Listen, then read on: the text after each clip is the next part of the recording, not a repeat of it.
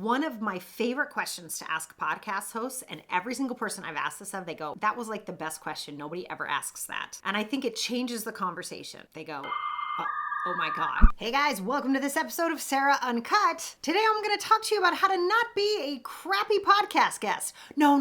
I'm going to talk to you about how to be the best podcast guest ever, which is kind of like not being the crappiest. Anyway, here's the deal. I'm going to give you all the steps, all the details, 1, 2, 3, 4, 5 steps. But tip number 1, don't make it all about you.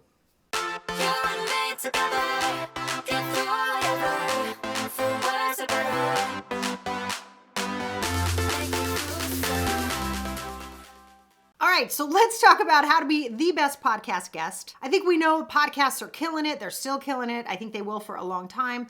I think the convenience of people being able to listen whenever they want to, plus these massive audiences that podcast hosts have been able to curate over these years, they're just beautiful. It's such an amazing way for you to be introduced to new audiences. So I think we get that piece. But like, how do you make yourself stand out? How do you become a killer podcast guest? So let's talk about step number 1. You have to get people to say yes. Your whole world just exploded, right? Yes, but you have to get people to say yes. You can come be a guest on my podcast. And the way that you do that is you don't make it the, hi, I'm so fabulous show. Here's the key. If you really want to be a great podcast guest, it can't be all about you. I think that's pretty simple, but let me tell you how hard that is, right? You're going to want to pitch somebody and say, I'm perfect for your audience because of this. I know everything about this. You're going to want to say that. And yes, you do want them to know those pieces, but you've got to do your research. Please don't ever pitch anybody to be on their podcast if you don't know what your favorite episode is. Which one got the most comments on YouTube? Know what their best 5-star reviews talk about. What do other people love about this podcast? Because what you're acknowledging when you do that is that this podcast host has gone above and beyond, not only to curate the audience, but to create this really great content. Right? That's hard. Believe me, I know. Just imagine for yourself, you're trying to create this pitch for a podcast and the content that needs to go in there. Imagine what it's like to produce content week after week after week and do a really great job. You want to acknowledge that. This is their platform. They've created it. So you really want to acknowledge what you love about it, and you want to acknowledge what you're seeing other people loving about it so that they get, you know who they are. And I say mention your favorite episode because then they know you actually listen. And if this is someone who has a huge audience and you haven't listened, please listen before you actually pitch. It will make a difference and they will know. The other thing that you can do when you pitch to get them to say yes, and I started doing this when I was very first starting out, and I did not have my own podcast, nor did I have my own YouTube channel, so I couldn't just send people there and go, this is what I'm like on camera, or this is what I sound like. When you're starting out and you really want to grow your audience, you need to give them an example of who you are. So I'm going to give you a massive insider tip, okay? You don't need an expensive microphone. I know, it's crazy. I'm going to link my favorite microphone underneath this video. I love this microphone. It's changed my life. I'm not kidding. I'm recording on it right now. It is stellar quality. It's amazing. So what I advise you to do is get this microphone, pop it into your phone, and record a 1 to 2 minute little stint of you talking about the topic you'd like to discuss on their podcast. Write in your memos with this killer microphone. It's going to sound amazing. Yes, you can put yourself in your closet. You can put yourself somewhere. I love corkboard. I always have it around. I know you guys don't know this, but I do. See, corkboard. I always have it around so that I can move it. It's like $3 on Amazon. That way you can get what you need and you didn't spend $9 million creating a studio.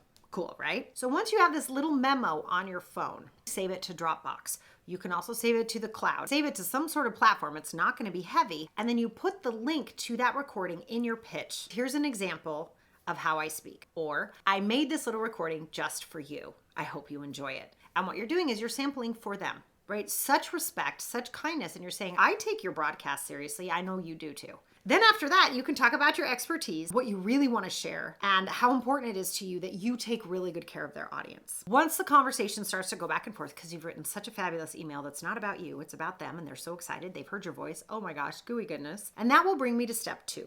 So the next question I want you to ask them is, what does your audience love to learn? That will tell them so much about who you are, because you are making sure that what you're contributing to their podcast is going to move their audience forward. And that is huge. That is such an important value for podcast hosts, because what has people coming back to podcasts is that they're learning something, or they're entertained, or it was really fun and enjoyable conversation. So if you can get in on that with the host before you've even booked your time, it's going to be a huge benefit to you.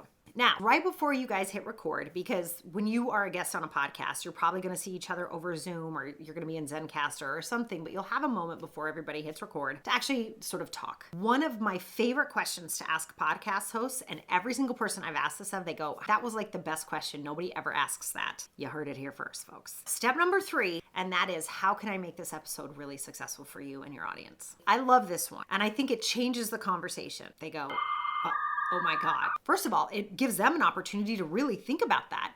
And sometimes right before you hit record, the two of you can come up with a new question they can ask you, or a new way that they could ask it that will really move the conversation forward and make sure the episode's truly valuable. Step number 4, it sounds like a no-brainer. Ask how you can share the episode. I cannot tell you how many people have been on my podcast and they're like, thanks for the platform.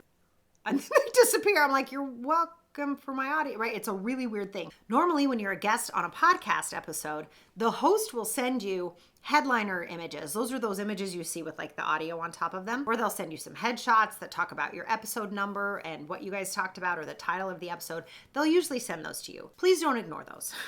Use those. What, are you so special you can't send out a little holla to somebody who shared their entire audience with you? It matters. There's a great tip that Brendon Burchard gives in his book, The Millionaire Messenger. And this is something I think most people miss. What he talks about is when you're asking someone to share their audience with you, which is what you're doing in a podcast, is it doesn't matter how small your audience is. If you have an audience that person is interested in, it's going to make a big difference. If you want to be, let's say, a business coach and you want to like help promote your business, don't go to other business coaches and ask to be on their podcast. It's a little weird. You're like, hi, I'm an expert in what you do. I want to take all your people and do it too. It's really strange. But what's really cool, and even if you have a tiny audience and you're pitching someone with a huge audience, is if you have their people, but your work is tangential. What I mean by that is, as a business coach, right? My people, the people who work with me, they need copy editors, video editors, podcast hosts, accountants, lawyers, virtual assistants. Can you see all the different people that my people need? I don't do any of that work. That's not my expertise. But there are thousands of people out there who do that work. And I love bringing them on my podcast because it serves my audience, right? But there's zero competition. It's so cool. So when you're saying, hey, I really want to share this episode, how can I share it? Make sure you talk about your audience. Like, yeah, I have an audience of copywriters. I think they're going to love all of your business tips. Plus, all of the people that listen own businesses and they need cover. Do you see what I'm saying? Think about all of the different services that person's client might need and make sure you can offer one of them. Finally, and this is a big one, please say thank you. I know, it's like, well, duh, Sarah. No.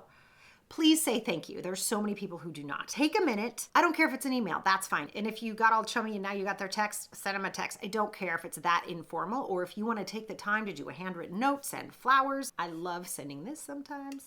Do something that's really wonderful to say thank you. That way, they know you actually appreciated that they shared their hard-earned audience with you. Pro tip at the very end of all this, I know I waited till the end for you people who really watch the whole thing. Don't be afraid to get a podcast agent when you're ready.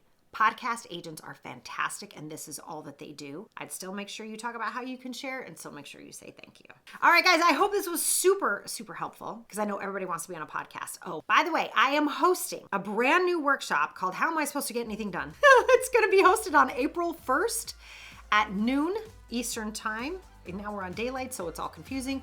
Just Google it, you'll find it. Noon Eastern time on April Fool's Day. It is a hardcore workshop. Come with your journal, ready to go, on how you can focus and concentrate while the world is on fire. I'll see you guys next week.